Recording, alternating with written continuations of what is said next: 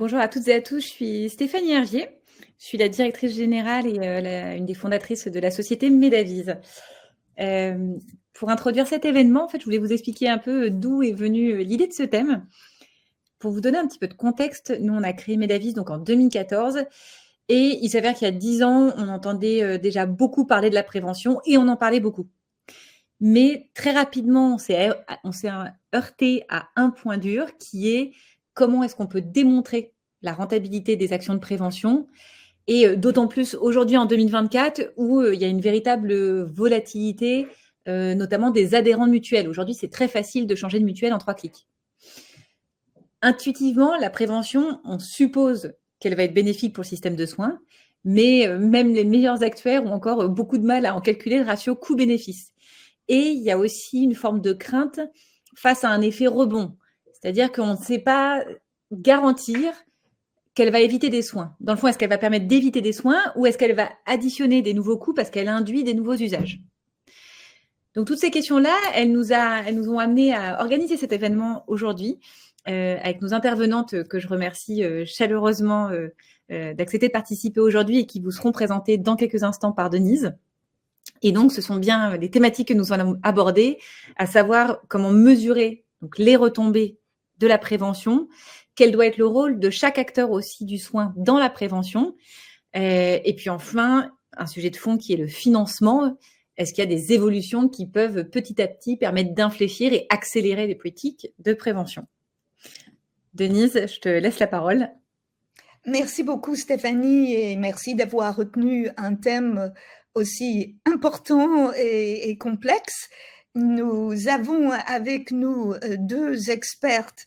Je suis ravie vraiment de pouvoir animer cette session avec, dans l'ordre, d'abord Anne-Marie Armenteras, qui est présidente du think tank Health and Tech et qui est aussi co-auteure d'un tome, d'un ouvrage très très intéressant dont nous allons parler, qui est la prévention et la santé numérique, une urgence politique.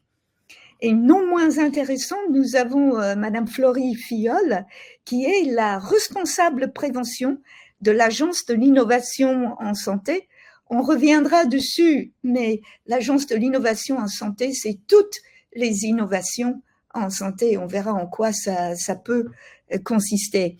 Alors, c'est vrai, comme le disait Stéphanie, les experts ne sont pas d'accord sur les calculs de la rentabilité. On peut peut-être penser que les vaccins ont une rentabilité plus immédiate que d'autres points, mais pour certaines choses, ça peut être 10 ans, 20 ans, et qui sera là pour récupérer les bénéfices? Donc, c'est un grand sujet où tous les acteurs de l'écosystème santé et tous les Français sont concernés. Donc, Anne-Marie Armenteras, vous avez donc dirigé la rédaction, co-rédaction de cet ouvrage important qui est disponible en PDF. Et je pense qu'il y a une quarantaine de contributions. Est-ce que vous pouvez d'abord nous expliquer comment vous n'en avez retenu que 40 et puis on partira de là.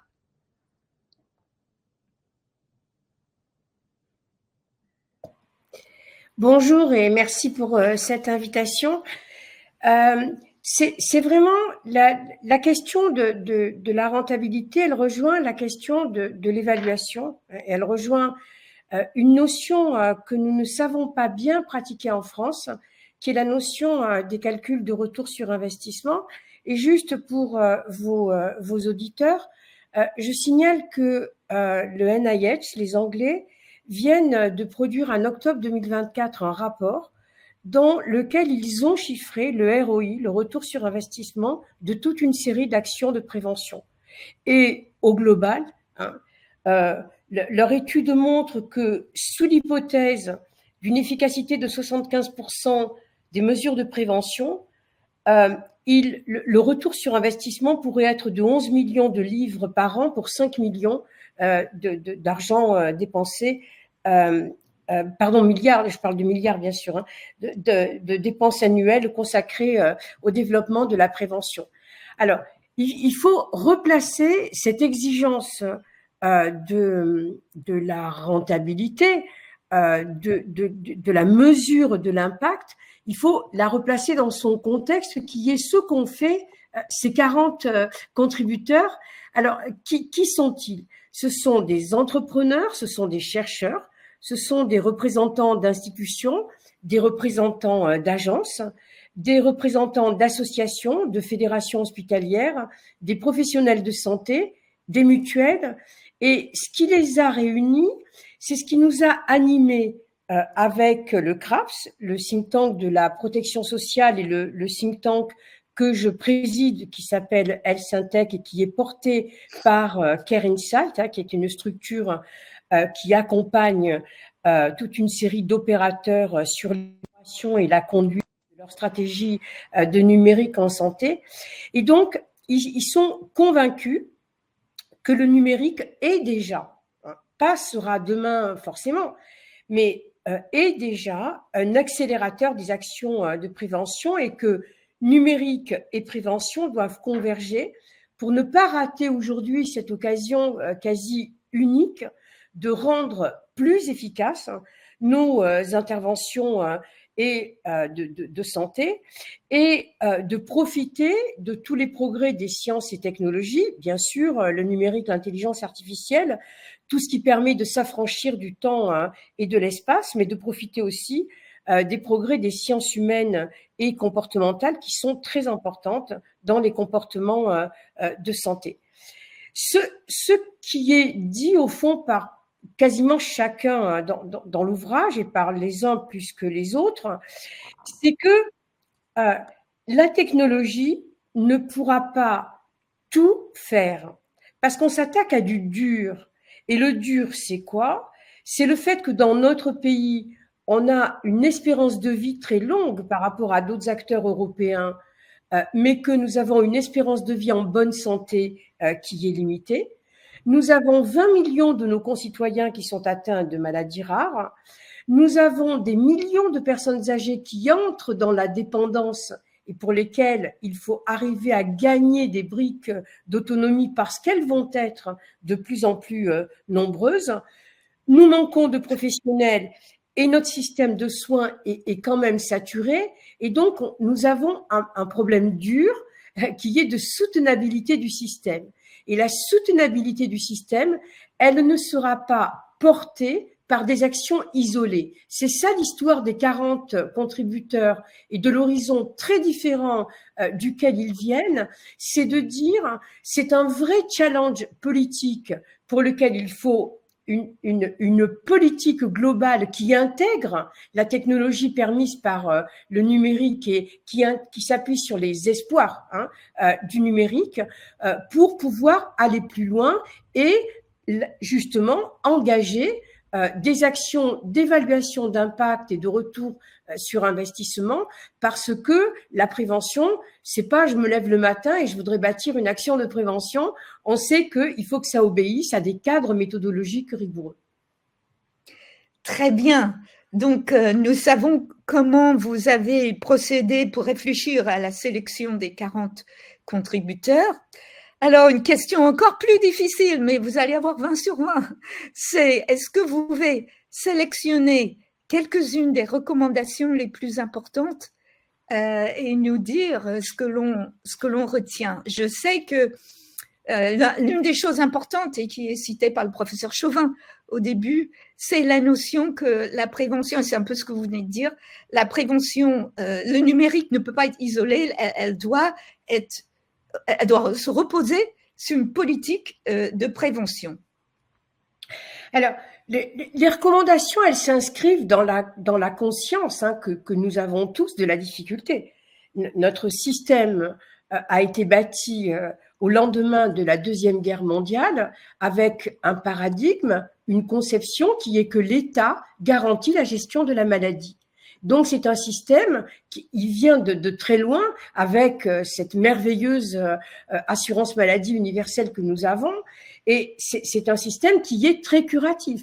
Donc, il faut arriver à le faire passer avec un pilier majeur, qui est un pilier politique, de politique de santé publique qui va intégrer la prévention. Ça, on a tous cette conscience. C'est très important parce que cela ne veut pas dire que les actions isolées que nous avons aujourd'hui, nous avons des milliers de start-up qui ont fait des prodiges et d'institutions, de mutuelles, l'assurance maladie avec Mon Espace Santé qui les porte, qui ont fait des prodiges. Donc, ça ne veut pas dire qu'il ne faut pas faire des actions isolées. C'est très important parce que ça fait des preuves de concept, mais ça veut dire qu'on sait que gagner de l'espérance de vie en bonne santé de 67 millions, 70 millions de nos concitoyens ne pourra pas passer que par là. Donc la première recommandation, il faut une politique. Hein. Et on sait que c'est, et vous l'avez dit au début, c'est compliqué de convaincre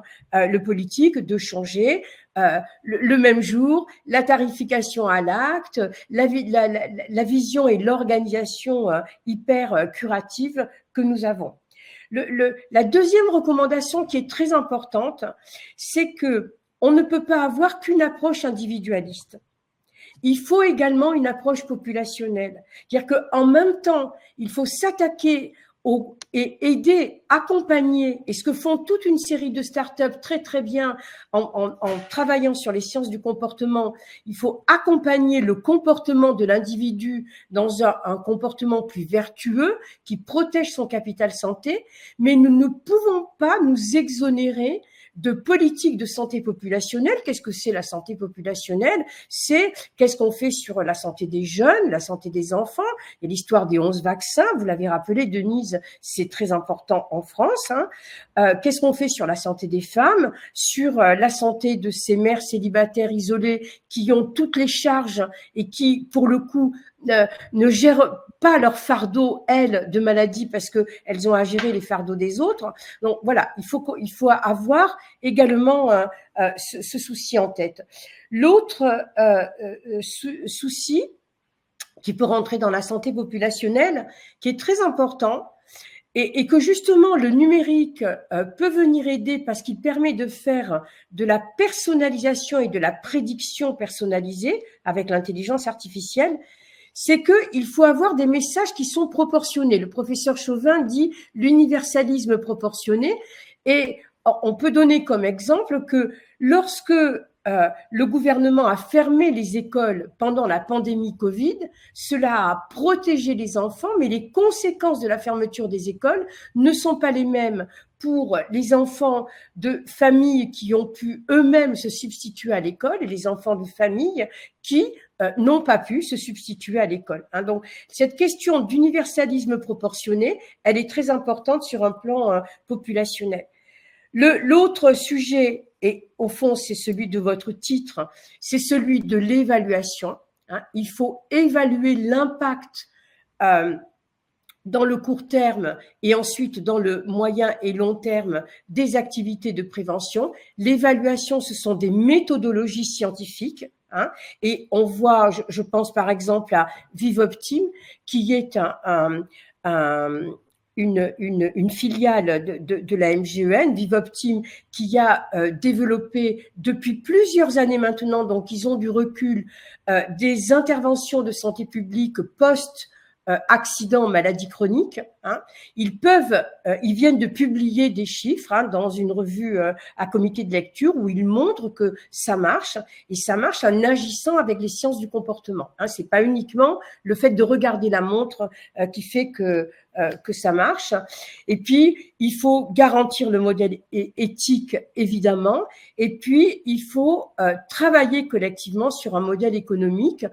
Tout ne peut pas être remboursé par l'assurance maladie, mais il faut progresser dans l'évaluation des outils des professionnels et il faut progresser également dans le modèle de tarification plus au forfait qu'à l'acte certainement, qui permet aux professionnels d'avoir quand même un modèle médico-économique et de pas uniquement utiliser des fonds hein, à fonds perdus pour lancer leurs applications. Voilà quelques-unes de ces recommandations qui sont vraiment basées sur la conviction que ça marche, que ça marchera, mais pas à n'importe quel prix, et notamment le prix le plus important à payer, c'est celui d'une stratégie globale de santé publique qui intègre la prévention en santé. Merci beaucoup, Anne-Marie. Vous avez pu décrire un sujet qui est compliqué et le système est, selon beaucoup de personnes, est en pleine crise et en même temps, il faudrait prendre le temps, malgré toute la pression sur l'ensemble des acteurs, d'introduire cette politique avec tous les termes que vous avez utilisés et qui sont précieux pour notre avancée sur ce sujet. Et je vais donc échanger avec Florie Filleul. Comme précédemment dit, elle est responsable prévention d'une agence qui est récente en elle-même, l'Agence de l'innovation en santé. Peut-être juste avant de parler du programme de prévention que vous gérez et qui arrive à une date importante, parce que c'est la semaine prochaine, la première relevée des propositions, pouvez-vous aussi nous dire un mot sur l'étendue des actions de votre agence et puis refocaliser sur le budget? Oui, tout à fait. Merci Denise et merci à Amy Davis de me donner l'opportunité aujourd'hui de partager avec vous ce sujet important autour de la prévention et du modèle économique de la prévention ou du retour sur investissement de la prévention. Donc, en effet, à l'Agence de l'innovation en santé, nous portons une stratégie d'accélération que je coordonne donc sur les innovations en prévention. Alors, pour replacer un petit peu l'agence dans son contexte, nous avons fêté hier les 2 ans d'existence de l'agence. Donc, l'agence a vraiment pour objectif de faciliter et d'améliorer l'accès des innovations aux patients et aux professionnels de santé. Et donc, elle va être un vecteur d'amélioration et d'efficience sur tous les chaînons justement de la création et du développement de ces innovations, donc c'est-à-dire de la recherche clinique jusqu'à l'industrialisation. Donc aujourd'hui, nous avons des actions justement sur ce versant de transfert de technologie et de recherche clinique. Également des actions et des missions sur l'accélération. On pense à l'accélération des process réglementaires, par exemple. On a également tout un pan de nos missions sur l'accompagnement des porteurs de projets innovants. Et puis également, comme je le disais, le plus en aval sur l'industrialisation. Aujourd'hui, l'agence porte 5 stratégies. Donc, une stratégie d'accélération santé numérique, que vous connaissez bien. Une stratégie d'accélération maladies infectieuses et émergentes et risques NRBC. Une stratégie d'accélération biothérapie et bioproduction. Et alors, un grand plan dispositifs médicaux innovants. Et la petite dernière stratégie d'accélération qui a été lancée à la fin du mois d'août dernier, donc la stratégie d'accélération innovation en prévention. Voilà, et donc cette stratégie d'accélération en prévention a vraiment pour ambition de soutenir des projets qui sont issus de collaboration de tous les acteurs dans la prévention, issus de collaboration entre la recherche, effectivement les startups et le tissu industriel, mais aussi les établissements de santé et tous les soins primaires.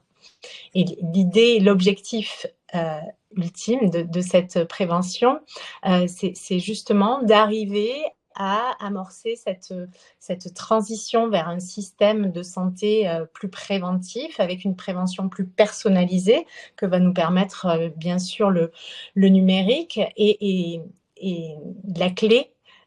C'est vraiment le sujet qui nous rejoint aujourd'hui, c'est de savoir comment financer de façon pérenne cette prévention et ces innovations en prévention. Et donc, cet appel à projet que vous dirigez et qui contient 170 millions, petits millions d'euros, est organisé comment? Qui peut soumettre? Quand est-ce qu'ils auront des réponses? Comment est-ce que vous voyez l'évaluation de leurs propositions? Alors, pour reprendre effectivement et vous décrire un petit peu la stratégie, donc c'est la stratégie d'accélération dans sa globalité qui est dotée de 170 millions d'euros.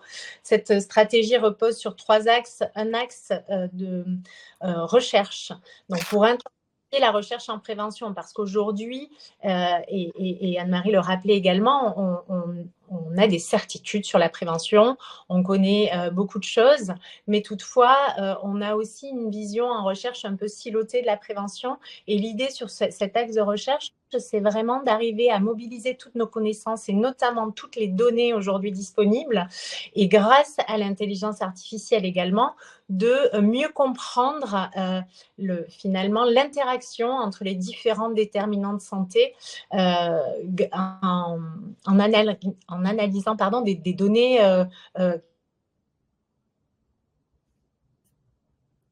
besoin de mieux comprendre certains déterminants de santé et leur interrelation et connexion. Donc ça, c'est sur la partie recherche qui est dotée de 50 millions d'euros. L'axe central dont je vais vous parler également aujourd'hui, c'est le challenge prévention. Donc on voit qu'on est vraiment dans un challenge aujourd'hui. Anne-Marie a également employé ce terme. Donc challenge prévention, démontrer la valeur des innovations en vie réelle. Et donc, ce challenge est doté de 100 millions d'euros. Et enfin, un troisième axe qui est plutôt sur l'industrialisation, parce que, comme je vous le disais, on est sur toute la chaîne de valeur de la création des innovations. Et donc, il y a également ce volet industrialisation qui est doté de 20 millions d'euros pour soutenir la production et l'industrialisation d'innovations en prévention. Donc, comme vous le disiez, Denise, l'appel à projet, la première relève de l'appel à projet est le 10 décembre. Donc, ces 100 millions d'euros, il y aura plusieurs relèves. 4 relèves sont prévues jusqu'à fin 2026.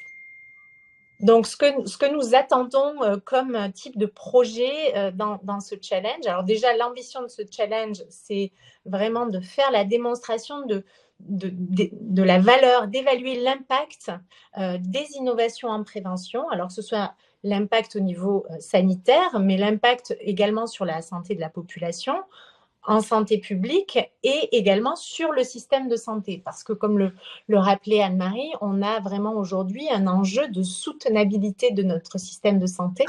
Donc, il faut pouvoir justement, pour permettre aux politiques d'évoluer et de créer une vraie politique de prévention, il faut aussi avoir des preuves et des données, des résultats et démontrer comment ces innovations en prévention vont également impacter l'efficience et permettre de générer des économies de soins de santé.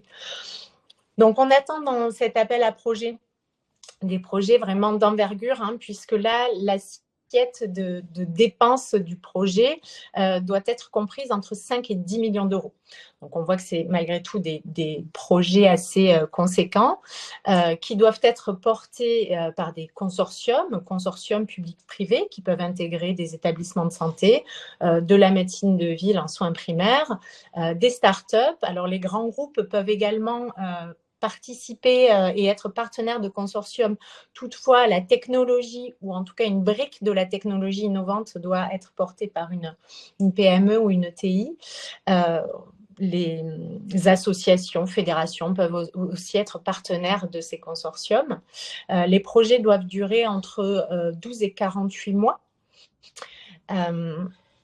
Et donc, vraiment, l'objectif de ces projets, en fait, la philosophie de l'appel à projet, c'est d'identifier des technologies qui ont déjà fait leur preuve de leur efficacité, mais à petite échelle, et c'est de les aider à passer à plus large échelle et de démontrer en vie réelle leur impact, à la fois, comme je le disais, sanitaire, populationnel et sur le système de santé. Parce qu'aujourd'hui, on voit bien qu'en prévention, et justement, lorsqu'on touche tous les comportements, lorsqu'on est inclus dans des essais contrôlés, randomisés, où justement les patients sont suivis de façon très régulière, finalement, quand on passe à l'échelle, quand on passe en vie réelle, c'est la même chose aussi pour les médicaments, on a une perte finalement de l'impact ou de l'efficacité. Donc là, l'idée, c'est vraiment justement pour pouvoir donner des éléments aux politiques, de se dire déployons ces innovations à large échelle,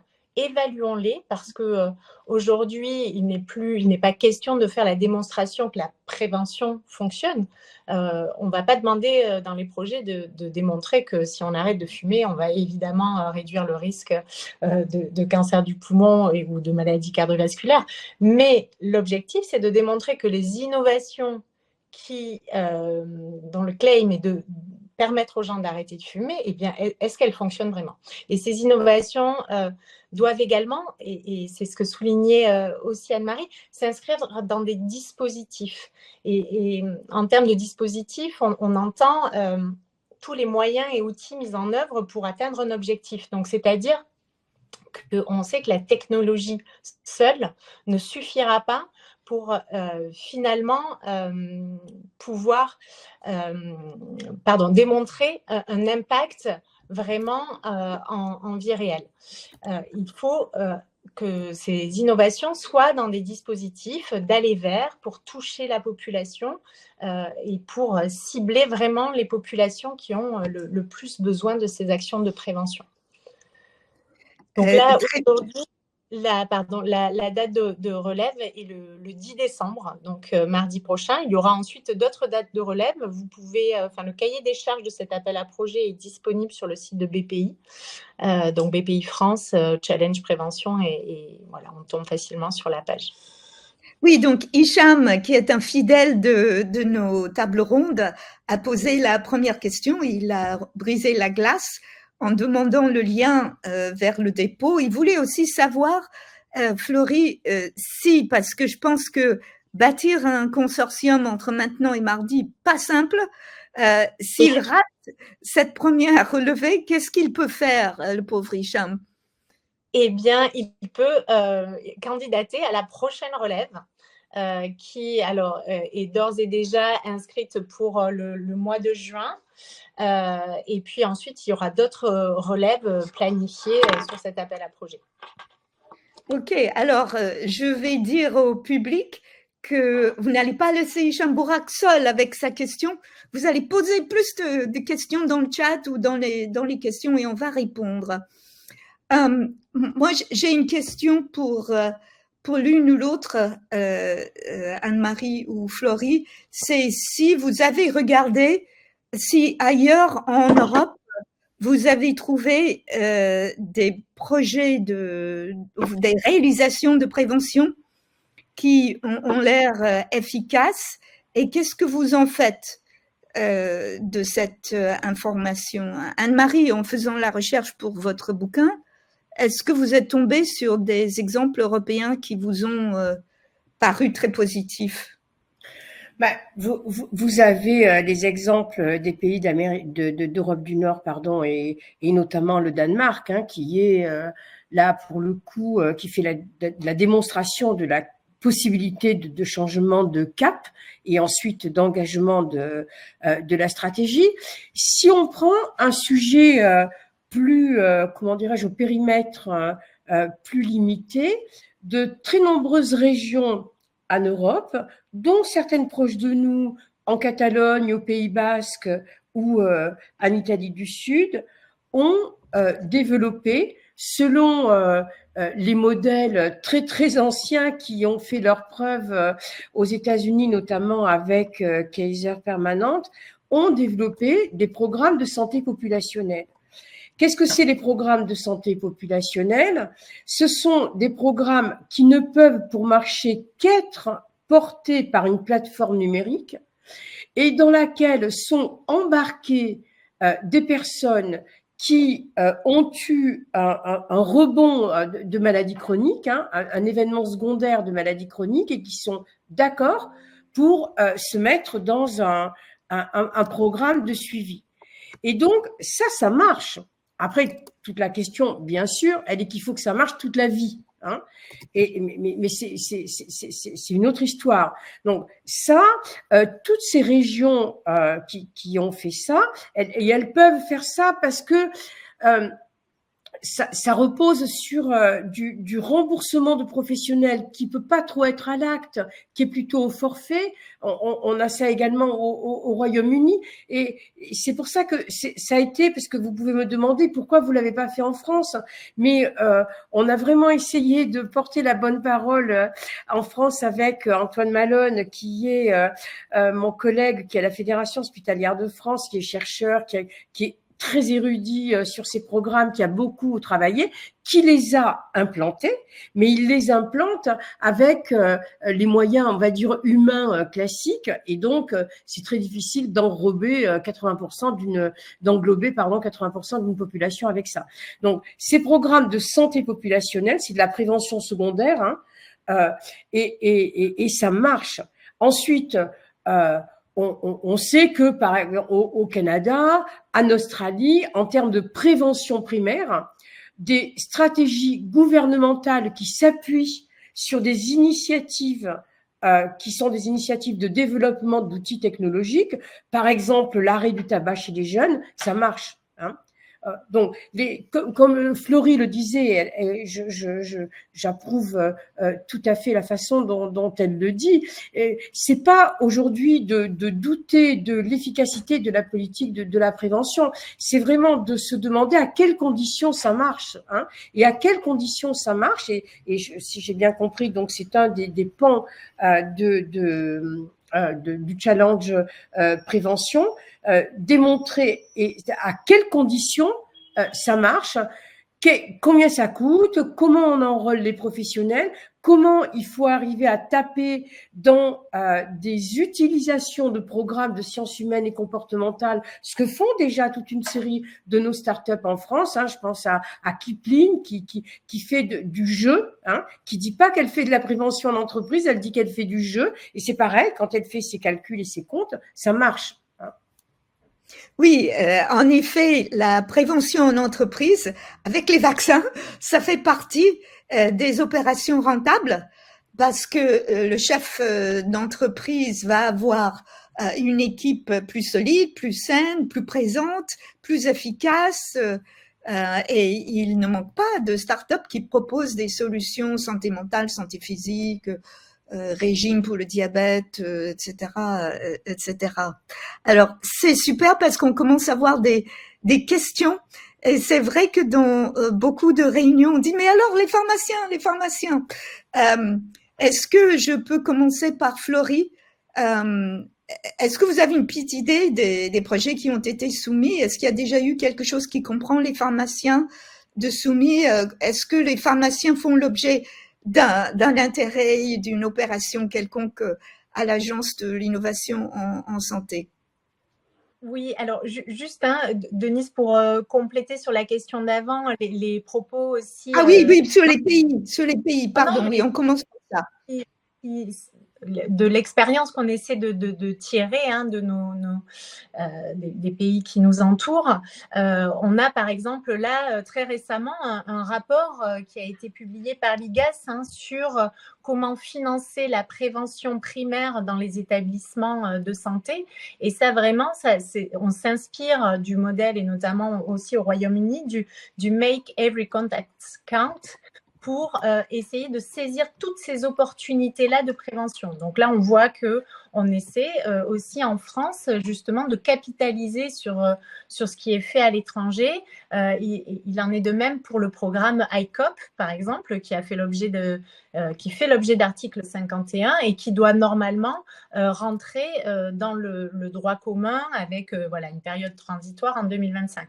Donc, les politiques de santé se saisissent aussi de ce qui fonctionne à l'étranger en essayant de l'adapter au modèle français. Et je rejoins tout à fait Anne-Marie sur la responsabilité populationnelle. Et nous, c'est vraiment un axe fort aussi que l'on a voulu porter pour ce challenge prévention, parce qu'on sait que ça fonctionne, mais aujourd'hui, la limite, et c'est ce que soulignait Anne-Marie, c'est qu'on a besoin d'outils numériques, et c'est là que le numérique va vraiment soutenir donc ces interventions qui ont prouvé qu'elles marchaient, mais il faut pouvoir les passer à l'échelle, et seul le numérique va permettre de stratifier de façon massive, d'identifier, de proposer des parcours pour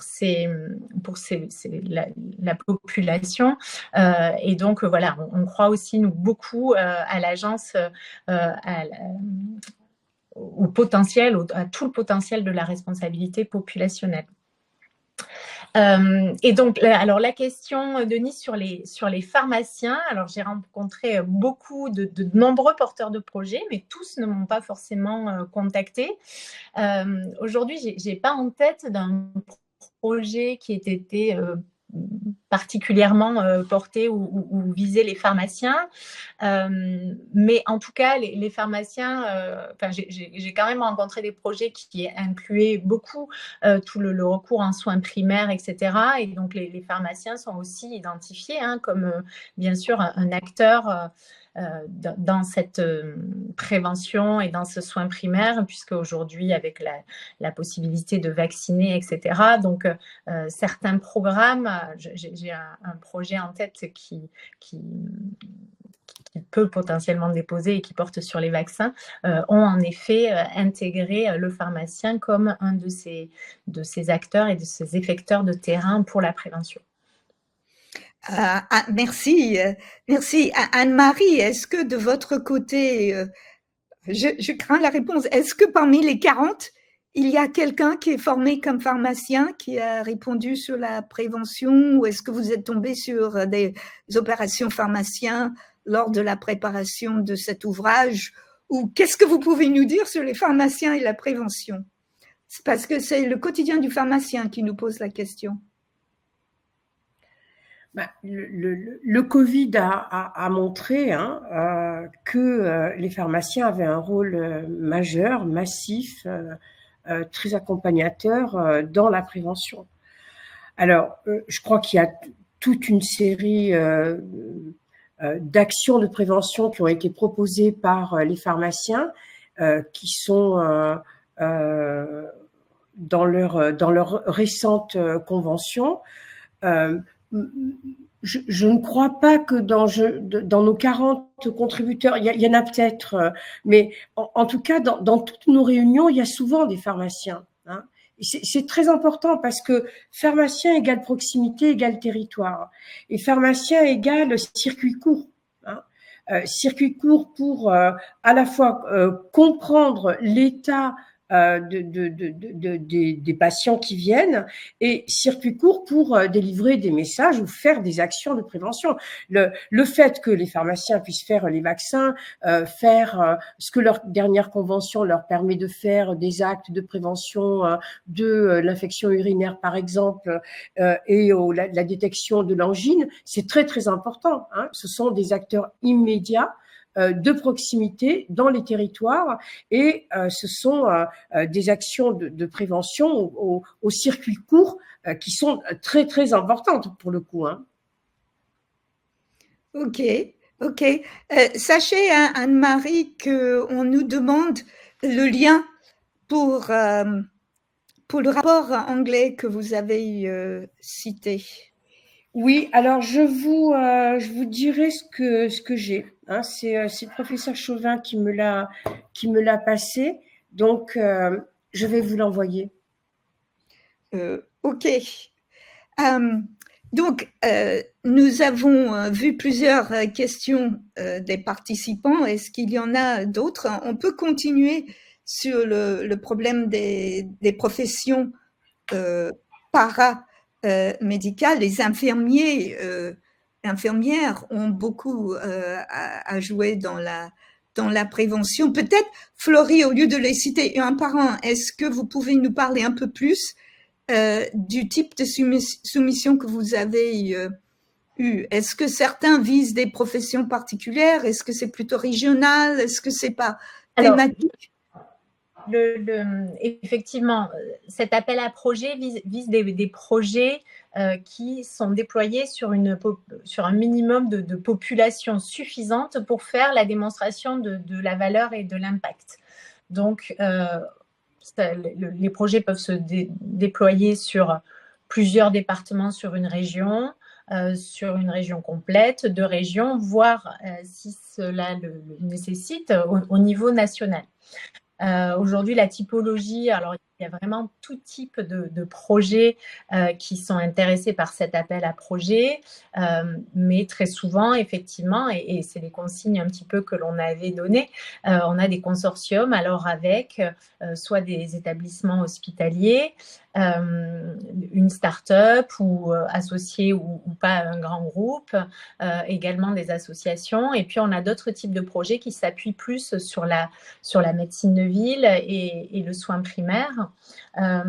Je voulais revenir sur ce point, effectivement, de la mobilisation des différents acteurs. Parce qu'aujourd'hui, on a aussi, malgré tout, une vision de la prévention qui est très centrée sur le sanitaire et sur le soin, mais certainement une des réussites, un des éléments, qui pourrait faire que cette prévention vraiment soit un succès, c'est aussi de décloisonner et d'impliquer aussi tout le secteur qui est plus médico-social. Et donc, ne pas cantonner la prévention strictement au domaine sanitaire et aux professionnels de santé. On voit aujourd'hui, par exemple, que pour tout ce qui est prévention tertiaire, donc c'est-à-dire accompagner les patients sur des comportements de vie sains, pour éviter l'aggravation de leur pathologie ou l'apparition de complications et de comorbidités. On a par exemple une intervention qui est aujourd'hui unanimement reconnue, qui est celle de l'activité physique adaptée. Mais cette activité physique adaptée, elle n'est pas aujourd'hui dispensée par des professionnels de santé. Elle est dispensée par des enseignants en activité physique adaptée qui n'ont pas le statut de professionnel de santé. Donc, je pense, et donc nous, à travers cet appel à projet, on va pouvoir financer des projets qui font également intervenir ces acteurs-là qui ne sont pas des acteurs du sanitaire, mais qui ont vraiment un rôle prépondérant à jouer dans la prévention. Oui, c'est vrai que ça me rappelle le fait qu'en Angleterre, il y a ce que vient de dire Florie à propos de qui va réaliser l'action et notamment le faire bouger. Depuis quelques années, le NHS a lancé des prescriptions d'ordre social. La prescription sociale où le médecin pouvait faire des cours de gym, faire des cours de danse. Et en plus, c'est lié à autre chose qui nous manque souvent dans des pays très urbanisés, c'est la communauté. La prévention est liée aussi au fait que l'on ne soit pas isolé, tout seul, se morfondre, que quand vous ne bougez pas autant que par le passé parce que vous êtes plus âgé, qu'il y ait des voisins, qu'il y ait le pharmacien, qu'il y ait toute personne qui peut vous réintégrer et vous faire bouger. Est-ce que, Anne-Marie, vous êtes tombée sur cette notion du rôle des acteurs qui ne sont pas stricto sensu des professionnels de santé dans la prévention?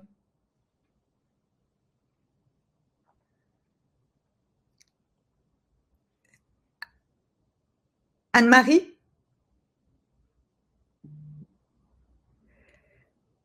Bon, elle a dû perdre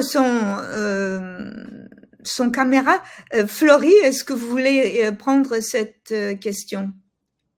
Oui, alors, en effet, et c'est ce que je disais à l'instant, je pense que la prévention doit vraiment être supportée de façon beaucoup plus large et il est également fort à parier, et on a déjà vu la création finalement de nouveaux métiers qui vont arriver. Donc là, dernièrement, on a vu des nouveaux statuts infirmiers, les infirmiers de pratique avancée, les IDE. On a certaines interventions aussi sur le terrain qui font appel à des préventeurs. Donc, ce sont des personnes qui font de l'aller vers, qui sont mobilisés dans certains contextes. Par exemple, on en a beaucoup utilisé, comme pour reprendre les propos d'Anne-Marie, pendant la période du Covid, hein, pour aller essayer de sensibiliser parfois les populations les plus éloignées du système de santé, les sensibiliser, les informer sur la vaccination. Mais on pourrait appliquer ce modèle-là à de la sensibilisation sur le dépistage des cancers ou sur l'importance de faire de l'activité physique et de surveiller son alimentation ou d'arrêter de fumer. Donc là, on voit bien qu'il va falloir aussi réfléchir un petit peu en dehors du cadre et mobiliser les forces vives qui vont permettre de diffuser cette prévention. Très bien. Alors, nous avons... Oui, je vous ai retrouvé, pardon. Oui, Anne-Marie, vous nous avez retrouvé, avant de reprendre la question posée toujours par le quotidien du pharmacien, il y a une autre question. Est-ce que vous pouvez revenir sur cette notion qu'évoquait Florie à la fin? Oui,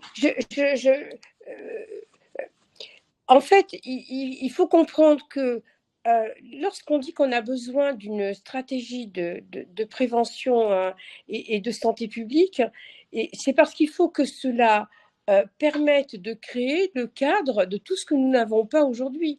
Parce que le système de tarification... Vous m'entendez? Oui, oui. On vous entend, on ne vous voit pas, mais on vous entend. D'accord. Bon, alors je ne sais pas pourquoi vous ne voyez pas, mais bon, ce n'est pas très grave. Le système de tarification et de paiement à l'acte ne se prête pas. Il n'y a pas aujourd'hui d'acte de prévention. Faut-il qu'il y ait un acte de prévention? Je ne suis pas sûre que ce soit comme ça. Si on veut développer des programmes qui associent les pharmaciens, les infirmiers, des professions qui, comme le dit Florie, vont dans l'allée vert, il faut qu'on puisse les rémunérer forfaitairement. Et notre système de financement, il ne nous permet pas cette chose-là. Donc, je voudrais insister là-dessus parce que quand on dit qu'on a besoin d'une stratégie, c'est de ça aussi dont on a besoin.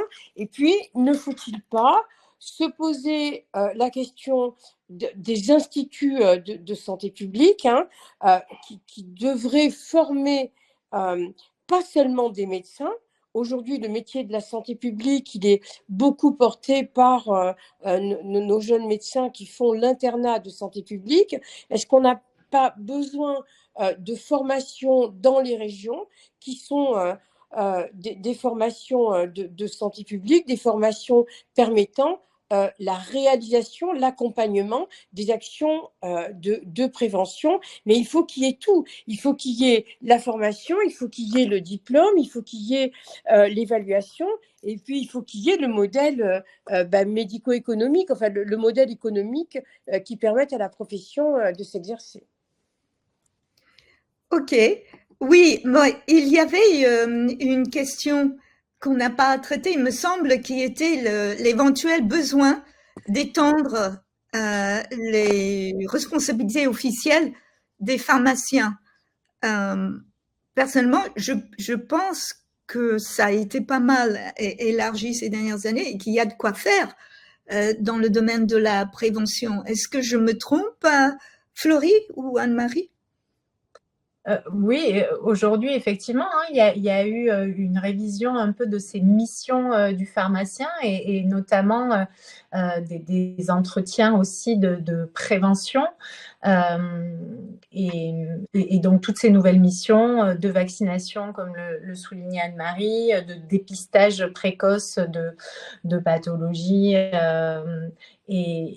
et on peut aussi, les pharmacies aujourd'hui sont aussi devenues un lieu où on peut faire de la prévention via notamment, moi j'ai vu beaucoup de pharmacies équipées de cabines de téléconsultation et qui permet donc d'améliorer l'accès. Alors là, on va parler d'accès aux soins, mais enfin, quand on est quand même sur du dépistage ou du diagnostic précoce, on est aussi dans de la prévention puisqu'on est dans de la prévention secondaire. Donc, pour moi, il y a eu vraiment une évolution très récente de ce rôle du pharmacien qui prend de plus en plus d'importance dans ce soin primaire. Alors, super réponse, on ne peut qu'être d'accord. Elisa Tomassini pose la question du travail effectué dans votre jeune agence, à savoir si vous essayez, est-ce que c'est dans vos fonctions de combattre l'électronisme ou disons l'incompétence au niveau du numérique afin de toucher le plus grand nombre, puisque la prévention, c'est nous tous. Bien sûr. Alors, effectivement, nous, on ne combat pas directement, on n'a pas d'action directe sur cette problématique-là. Par contre, évidemment, les projets qui nous seront soumis seront aussi évalués sur finalement la capacité qu'ils ont à toucher une large population et à s'adresser à la population cible et notamment à la population en prévention. On sait bien que la population qui va le plus bénéficier de ces actions de prévention, c'est la population qui est éloignée du système de santé et parfois et souvent c'est une population pour laquelle la littératie en santé est faible et qui effectivement souffre d'électronisme. Donc, c'est vraiment, je dirais, un élément crucial dans la réussite des projets. Et donc, on attend à ce que les projets prennent ça en compte ou tout du moins l'étudient et l'évaluent. Parce que l'idée aujourd'hui, ce n'est pas de soutenir des projets de prévention qui ne bénéficieront qu'à une petite partie de la population qui est déjà très sensibilisée à la prévention. C'est très bien dit. En fait, on arrive vers la fin et ce qui me vient à l'esprit est d'avoir travaillé aussi, j'avais rédigé le praticien connecté et la prévention en santé, donc la prévention et le numérique. Finalement, quand on met bout à bout la prévention primaire, la prévention par le fait d'identifier des diagnostics qui seraient passés à l'as, la prévention d'erreurs médicamenteuses ou d'erreurs d'ordonnance, la prévention de l'erreur ou la diminution de l'erreur chirurgicale, finalement, c'est toute la qualité du système de santé qui passe dans la prévention. Je vois que nos deux intervenants hochent de la tête, alors on commence par Anne-Marie, est-ce que vous pouvez commenter ? Alors, on peut avoir deux convictions, je pense. La première, c'est que nous devons tous collectivement passer, avec tous les segments concernés, d'un système trop curatif à un système qui encourage le maintien du capital santé et qui donc développe des actions de prévention en interministériel. L'électronisme auquel vous avez fait référence appelle ça également. Dès la petite école, Florie a très bien dit l'accent sur la littératie en santé. Ça, c'est dès l'école, dès l'enfance, l'apprentissage des bons comportements vertueux. Donc ça, c'est la première conviction. La deuxième conviction, c'est que nous devons également faire une transition, et notamment en France, sur la mesure de l'impact et la mesure du résultat. La valeur en santé, ce n'est pas seulement la quantité des actes produits. La valeur en santé, c'est l'appréciation du résultat du soin ou de l'acte de prévention ou de l'activité, plutôt que l'acte, de prévention, de préservation donc du capital santé, tel qu'il est vu par la personne et en le voyant, en y participant à l'évaluation de ce résultat, elle peut devenir davantage acteur de son parcours de santé et ce résultat, tel qu'il est vu par le professionnel, parce qu'on sait que comme il va se comparer, quand on se compare, on s'améliore, il va progresser dans la qualité de sa pratique. Donc, c'est vraiment ce sujet et le numérique aujourd'hui nous permet de faire des évaluations de la qualité et de la qualité dans son ensemble qui sont très difficiles à la gomme et au crayon. On sait tous que une des limites fondamentales au remplissage des questionnaires qui permettraient de faire des études d'impact de la qualité du résultat du soin, c'est le temps que les professionnels ne peuvent pas passer à remplir des tableaux toute la journée, ils en ont déjà beaucoup. En revanche, les algorithmes aujourd'hui permettent, avec bien sûr des équipes spécialisées, de commencer à produire plus automatiquement ce genre de choses. Donc oui, c'est très important. C'est l'évaluation dans tout son spectre, c'est l'évaluation de l'impact, c'est l'évaluation de la qualité, c'est l'évaluation du résultat et à quelles conditions ça marche et quels sont les éléments nécessaires pour pouvoir avancer. Je vais, Florie, reformuler une question sur cette qualité. Je ne sais pas si c'est Marie-Pascale ou Pascale-Marie, mais pose la question de l'anxiété. Admettons qu'on réussisse et que tous les Français soient extrêmement dans l'action préventive. Est-ce que cette notion de risque pourrait avoir un impact négatif sur la santé mentale? Mais une réponse courte, c'est un vaste sujet. Réponse courte pour qu'on puisse conclure. Je ne suis pas certaine d'avoir vraiment compris. Donc, c'est trop de prévention. Est-ce que ça va introduire l'anxiété de la prévention? Un petit peu comme le phénomène d'éco-anxiété par rapport à l'environnement aujourd'hui. Alors, ce qui est sûr, c'est qu'aujourd'hui, alors, c'est un peu ma conviction personnelle, mais je crois qu'elle est aussi partagée, c'est que les messages, on ne doit pas être dans de l'injonction de prévention parce que ça ne fonctionne pas. Faire trop peur aux gens, ou en tout cas, ça peut fonctionner sur une petite cible. Aujourd'hui, on est plus dans une vision de la prévention positive pour l'accompagnement au changement de comportement. Il y a beaucoup de recherches qui ont été menées sur la motivation extrinsèque, intrinsèque, etc. Donc aujourd'hui, et très certainement les innovations aussi qui réussiront et qui sortiront un petit peu de ce lot, ce sont celles qui vont arriver à engager de façon positive l'utilisateur et, comme disait Anne-Marie, rendre l'usager, le citoyen acteur de sa santé, mais très certainement pas avec des injonctions et des messages qui font peur. Voilà, c'est très souvent contre-productif ou ça marche qu'un temps parce que les gens ne comprennent pas vraiment la finalité et ne saisissent pas l'enjeu personnel qu'ils ont à appliquer de la prévention. Donc, effectivement, pour ne pas créer des problématiques de santé mentale sur de l'anxiété, ce qui pourrait arriver, je veux dire, on a un phénomène, par exemple, l'orthorexie, c'est un trouble qui s'est développé sur manger de façon extrêmement saine et donc il faut faire attention effectivement à toutes ces dimensions. Super, merci beaucoup Anne-Marie et Florie. Stéphanie, peut-être résumer en 2-3 mots, parfois on dit ça, quels sont les mots qui résument la richesse de notre échange? Merci Denise. En tout cas, merci beaucoup à nouveau Florie et Anne-Marie pour le temps que vous nous avez consacré. Dans les choses que je me suis notées, que je retiens de cet échange, moi j'ai bien aimé au tout début notamment la phrase « la technologie, elle ne pourra pas tout faire ». Je suis totalement en accord avec ça. Parfois, je pense qu'on présente les outils numériques comme la solution ultime, les outils numériques qui viennent, entre guillemets, juste équiper des organisations qui sont mises en place. Je vais faire une toute petite parenthèse, je ne peux pas m'en empêcher sur les cabines de téléconsultation. C'est un très bel outil pour le aller vers, comme on en parlait tout à l'heure, aller vers les populations. Je me permettrai juste d'ajouter, encore faut-il que les actes respectent le parcours de soins coordonné. Il y a un débat finalement technique qui est assez long, mais ça mériterait une discussion quasiment dédiée entre le service rendu à la population et la réelle valeur ajoutée.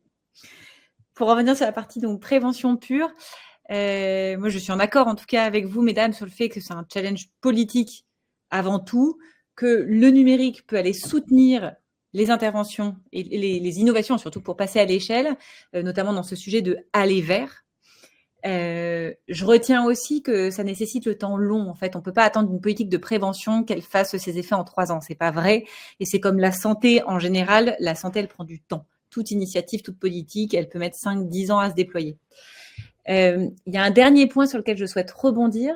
On a beaucoup parlé notamment de l'approche populationnelle et aussi du financement des actes. Et c'est quasiment ça que je voudrais retenir comme conclusion et comme ouverture. Je pense qu'aujourd'hui, on a un système de financement des soins qui n'est pas totalement adapté au déploiement de la prévention, notamment parce que c'est quand même, on le voit bien, très compliqué d'en mesurer le retour sur investissement. Vous aviez pu voir, je pense notamment dans la dernière convention médicale, que le sujet de la capitation était enfin ouvert. Vous savez, la capitation, c'est cette notion d'un forfait par an par patient. Alors, le sujet, il a été ouvert très doucement. Les discussions, elles vont être approfondies, notamment entre les syndicats de médecins et l'assurance maladie. Notamment, il y aura une idée de voir pour quelle typologie de patients est-ce que ça s'applique, parce que le 100% capitation n'est probablement pas mieux que le 100% tarification à l'acte. Mais en tout cas, à partir du moment où on a une notion de capitation, tous les acteurs du soin auront un intérêt et pourront mesurer d'ailleurs le retour sur investissement à ce que leurs patients soient en bonne santé le plus longtemps possible. Et je pense que c'est finalement quasiment le sujet de demain duquel va dépendre une vraie accélération de la prévention. Eh bien, c'était parfait et je pense avoir trouvé le lien parce que je vois que ce rapport est paru en octobre 2024 et donc on termine parfaitement cette excellente séance. Merci beaucoup à toutes celles et ceux qui ont assisté à ce webinaire. À bientôt. Merci, au revoir. Au revoir. Merci beaucoup. Au revoir. Au revoir.